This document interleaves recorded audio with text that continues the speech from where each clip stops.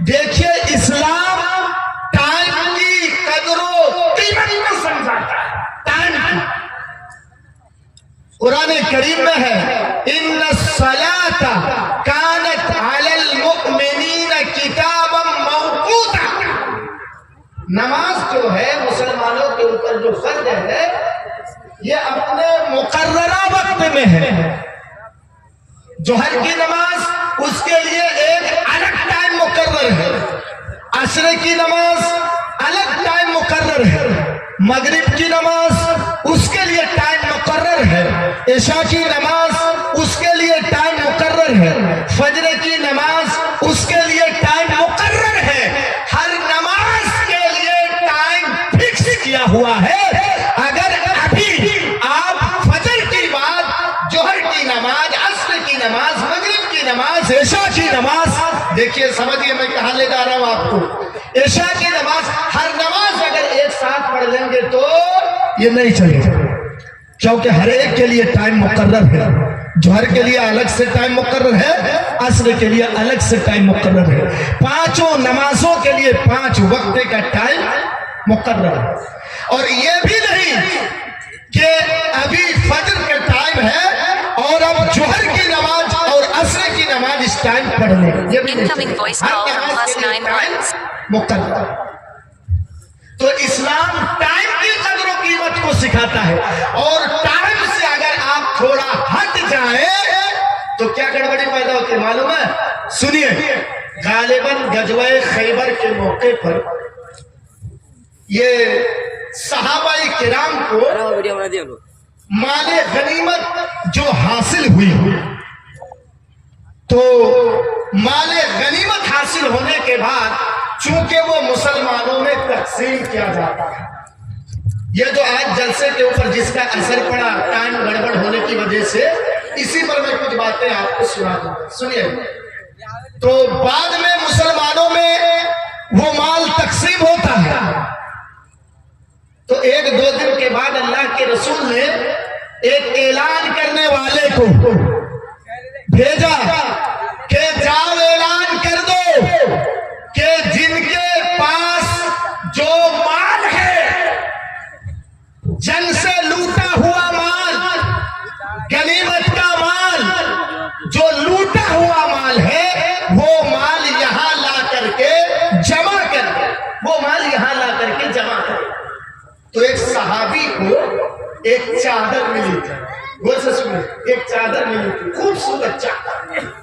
انہوں نے سوچا کہ یہ چادر میں خود رکھ لیتا ہوں, اس لیے کہ مال غنیمت جب تقسیم ہوگا تو اس میں میرا بھی تو حصہ لگے گا, مجھے بھی تو کچھ مال ملے گا, تو کیوں نہ میں اس چادر کو رکھ لیتا ہوں. دیکھیے ٹائم سے انہوں نے جمع نہیں کیا.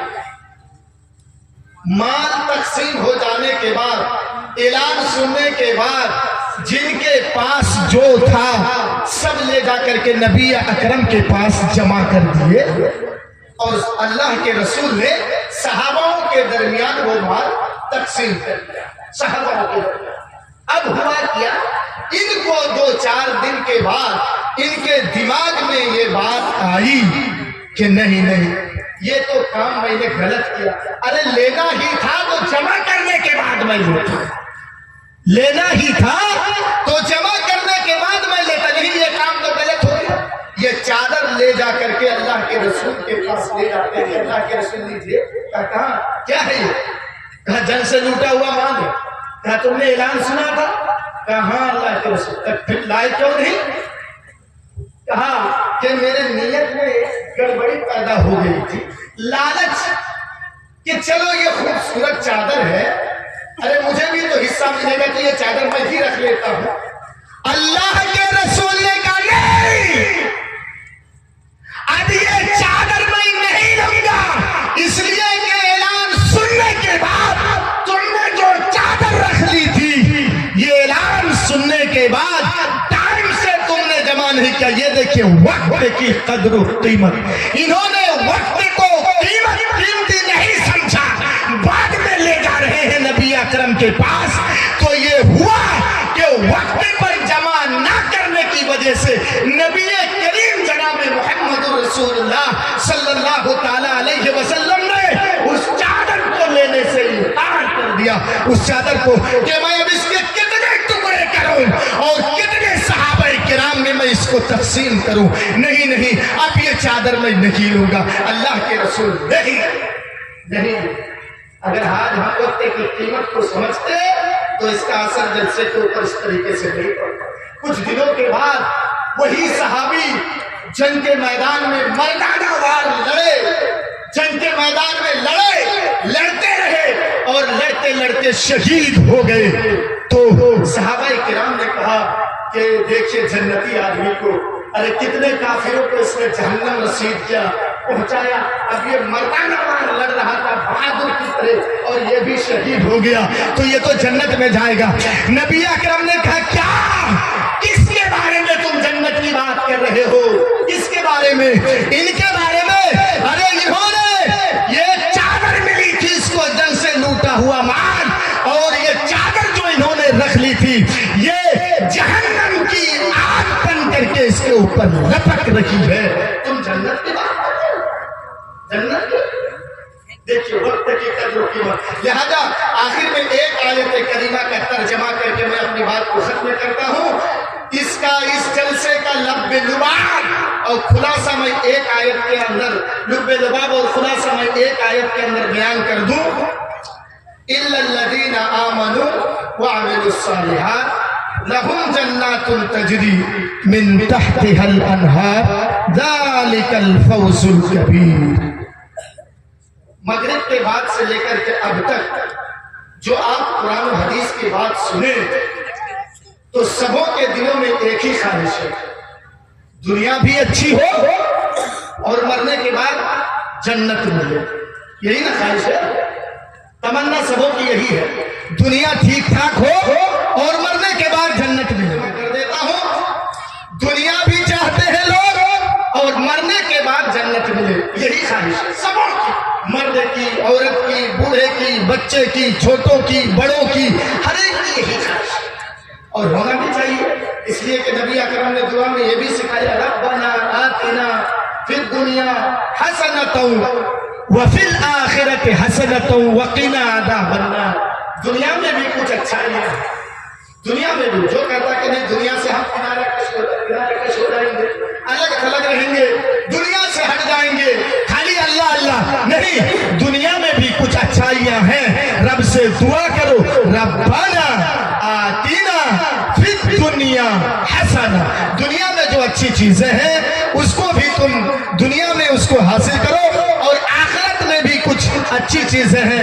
آخرت میں ساری چیزیں اچھی نہیں ہیں، جیسے جہنم ہے، یہ جہنم اچھی چیز نہیں ہے، بلکہ جہنم سے پناہ مانگو اور جنت کی حاصل کی دعا کرو، تو دنیا میں شانتی، دنیا میں آرام، اس دنیا میں بھی آرام سے رہنے کی تمنا، اور آخرت میں جنت اگر چاہتے ہیں آپ تو دو کام کریں، دو کام، ان دونوں کاموں کے کرنے سے دنیا میں بھی آپ سکسیسفل اور آخرت میں بھی سکسیسفل۔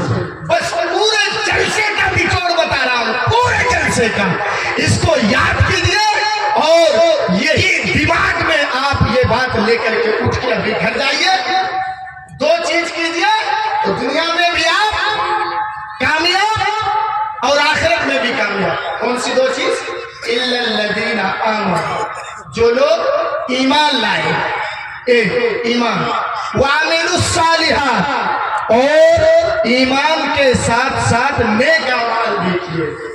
اگر یہ دو کام کسی نے کیا تو اللہ کہتا ہے لَهُمْ جَنَّاتٌ، ان کے لیے ایسی جنت ہے تجری من تحتها الانہار، جس کے نیچے سے نہریں جاری ہوں گی، ایسی جنت ان کے لیے ہے۔ تو یہ دو چیزیں کرنی پڑیں گی، ایک ایمان، نمبر دو عمل صالح۔ میرے بھائی کو اس آیت سے پتہ چلتا ہے کہ اگر ایمان ہے اور عمل صالح نہیں ہے تو پھر آپ جنت کی امید مت کیجیے۔ صرف ایمان کافی نہیں ہے جنت میں جانے کے لیے، بلکہ ایمان کے ساتھ ساتھ عمل صالح کو بھی ملایا گیا ہے، اور عمل صالح صرف نمازی نہیں ہے، عمل صالح صرف روزہ ہی نہیں ہے، عمل صالح صرف حج ہی نہیں ہے،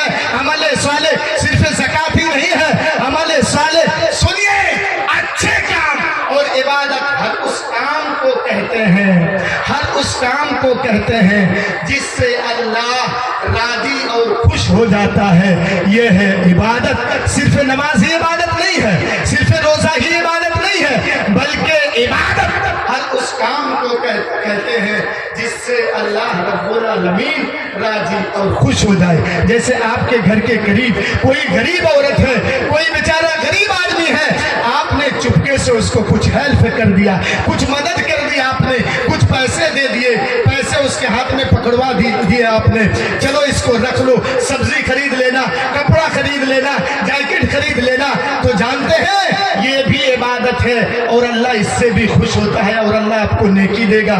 یہاں تو آپ نے نماز نہیں پڑھی، یہاں تو آپ نے روزہ نہیں رکھا، لیکن بس آپ نے اس کی مدد کر دی، آپ نے اس کو کچھ ہیلپ کیا، اللہ نیکی دے گا، یہ بھی عبادت ہے۔ میرے بھائیوں، آپ دن بھر مزدوری کا کام کرتے ہیں، رکشہ چلاتے ہیں، مزدوری کرتے ہیں، کھیت میں کام کرتے ہیں، 500 600 کما کے لاتے ہیں، ان میں سے 100 کا چاول خریدتے ہیں، 100 روپے کا آٹا خریدتے ہیں، 100 کا سبزی خریدتے ہیں، مسالہ خریدتے ہیں، اور رات کو کھانے بیٹھتے ہیں، روٹی کا ٹکڑا آپ اٹھا کر کے کما کے لائے ہیں آپ، اور آپ اٹھا کر کے وہی روٹی کا ٹکڑا آپ اپنی بیوی کے منہ پہ ڈالتے ہیں۔ تو میرے بھائیوں، یہ بھی عبادت ہے اور اس میں بھی اللہ رب العالمین ہم کو اور آپ کو نیکی دے گا، اس میں بھی اللہ رب العالمین ہم کو اور آپ کو نیکی۔ آخر میں جو اس جلسے کا نچوڑ میں نے بتایا کہ اگر دنیا میں بھی اچھائی چاہتے ہیں، آخرت میں اچھائی چاہتے ہیں، تو 2 کام کیجئے، ایک ایمان اور ایک عمل صالح۔ انہی چند باتوں پر میں اپنی بات کو ختم کرتا ہوں۔ آخر میں اللہ رب العالمین سے دعا ہے کہ بار الہ مولا کریم مغرب کے بعد سے لے کر کے اب تک جتنی باتیں کہی گئیں، اے اللہ کہنے والے کو بھی اور سننے والے کو سب کو عمل کی پوری توفیق عطا فرما، آمین۔ وآخر دعوانا ان الحمد للہ رب العالمین۔ السلام علیکم ورحمۃ اللہ وبرکاتہ۔